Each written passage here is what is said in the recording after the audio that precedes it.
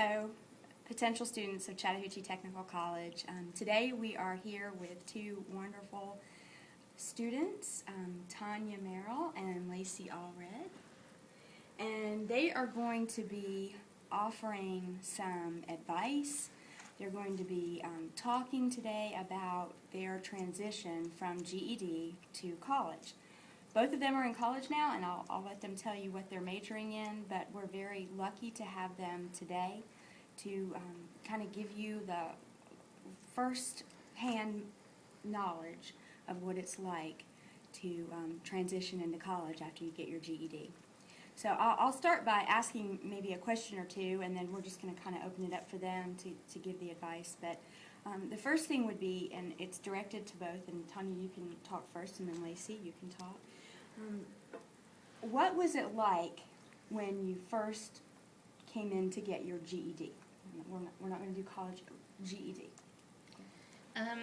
First of all, I just came in and took my pre-test, and then, it was like boom, I was in here taking the classes I needed to maintain or to get to the level that I needed in order to pass my GED.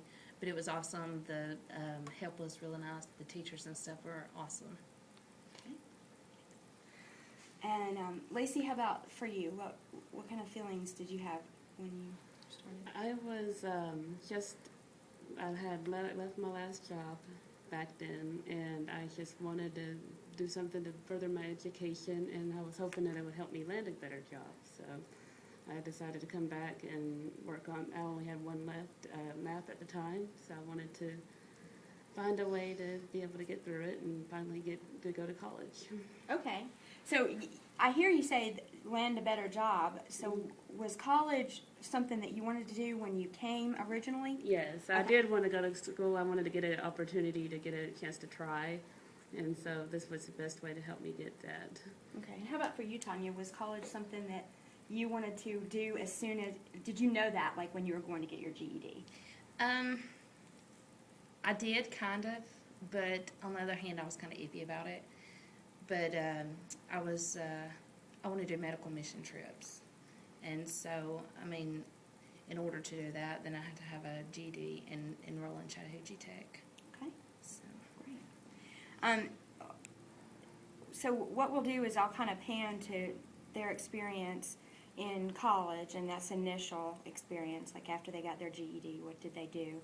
And I'm going to let Lacey and Tanya kind of share, and then I might pipe in and ask a question if one comes up, okay? All right. When I started college, I took 3 classes because I wanted to go ahead and see what I can handle. And my math kind of got to me again when I started taking it, so I decided to drop that class for the time being. I'm going to retake it in the fall semester. And that's when I had learned that, that it's not wrong to have to drop a class or take too many classes, and it's just wherever you feel comfortable is what the financial aid ladies told me. Okay. So you were saying something about math. Mm-hmm. Tell me about college math. College math is a little bit different. Depends on what teacher you have. Basically, mine was a little bit tougher. She didn't believe in calculators very much, and I kind of rely on a calculator, and I think that's where I started slipping on the test. So, and I always tried, and on my math lab, they gave you dates when your homework was due, so I always try to make sure to get them done before the homework due date, so that way I wouldn't be struggling on trying to keep up with everything. So, Tanya, did you have lots of homework? The first quarter that I was enrolled, I did in math. Well, I took math and SAT at the same time. And SAT is very time consuming, but it's not hard. It's just there's a lot of work to it. Mm-hmm. What is SCT? It's the introduction to Microsoft computers, and like you have to do PowerPoints and stuff like that. That's what I'll be doing in the fall. Yeah, it was. It's real time consuming, and the math. It just really depends on which teacher you get to how much work is involved, like homework. But my first math teacher, she overloaded us. We had bukus and bukus of homework. Okay. But, it's kind of hard with 5 kids to get all of it done. But it's well worth it once you get it done. because there's a feeling inside of, you know, me actually accomplishing something Mm-hmm. and actually being able to just, you know, go back to school and do something with my life and better my future and better my kids' future rather than, you know, just sitting at home and, you know, not doing nothing. Absolutely, and you guys have said so much already with the math when you were saying with 5 kids. I'm sure it's a huge balancing act trying to do the 5 kids Yeah. and or a job or anything, but it can be done, right? It can be done, be done. yes. Okay. You just have to you set aside time, you know, for you to get your homework done. I mean, most of the time I do mine with a child on my lap, you know, or like my tests and stuff, online tests.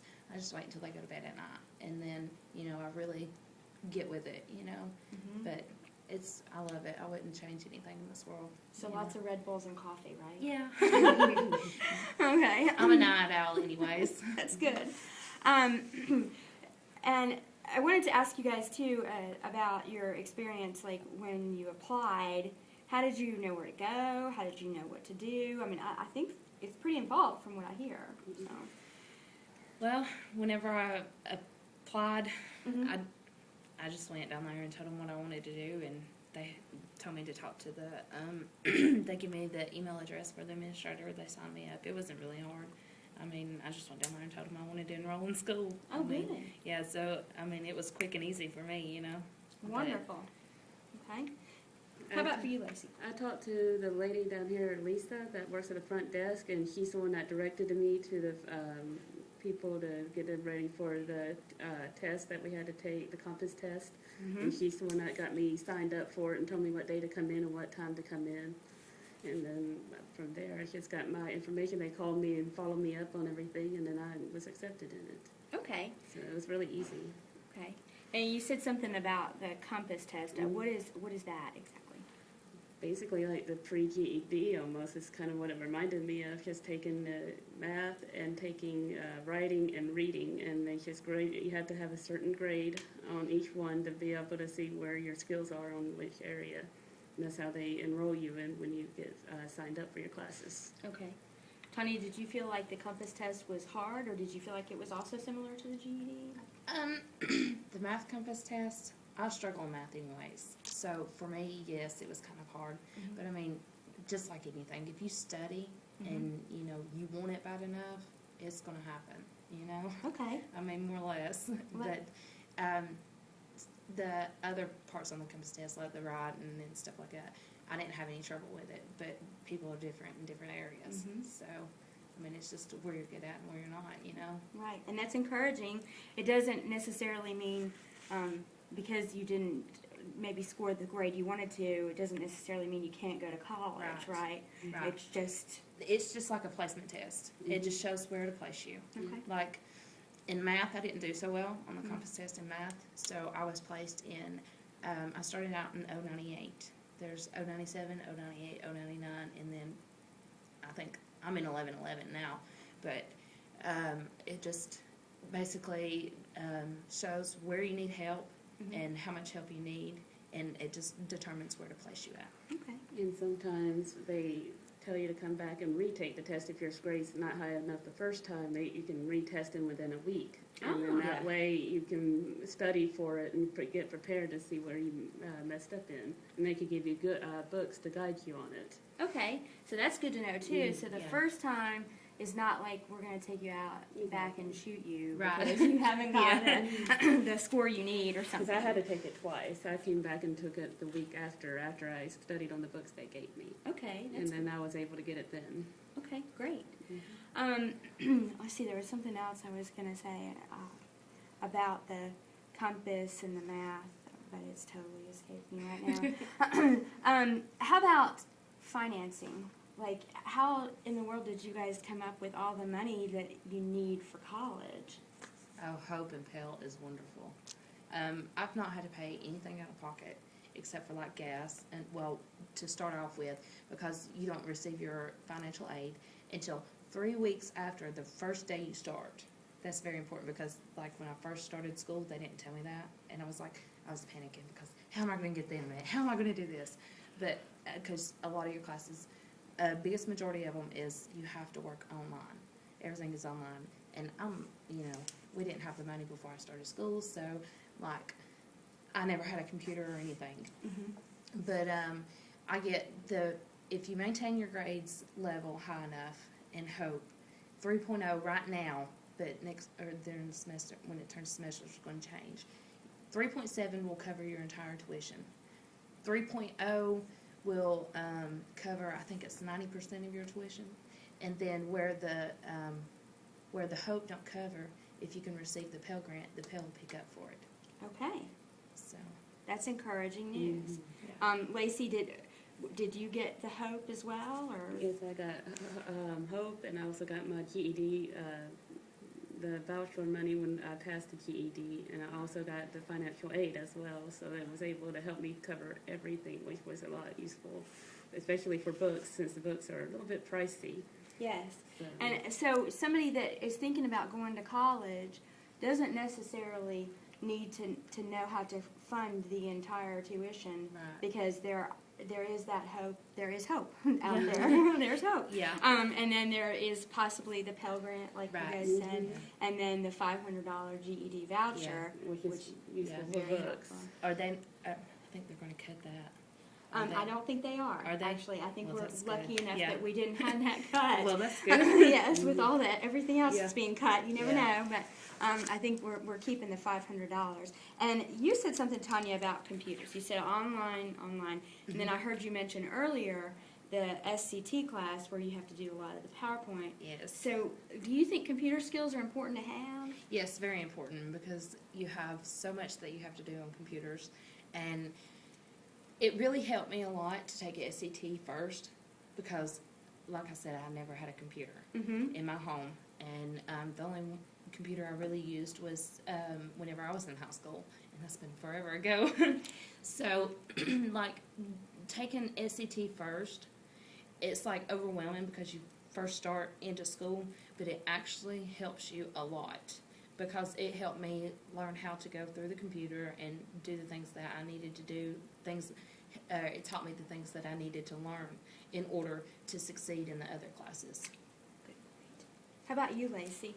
Did you feel like computer skills were needed, not just in SCT, but maybe in other classes? Oh yes, definitely, because that's what my field is going to be in, and so this will be all helpful for the job that I really wanted to do, is computers and computer data, to enter knowledge into the computer and stuff, all that stuff. That would all come in useful. Okay.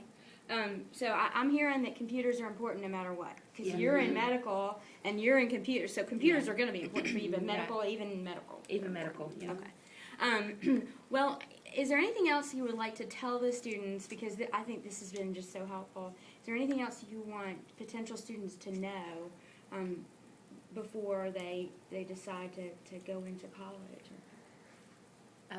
Just that, don't matter how hard it looks, you can always do it. I mean, you can always find the time. God willing, you can do it.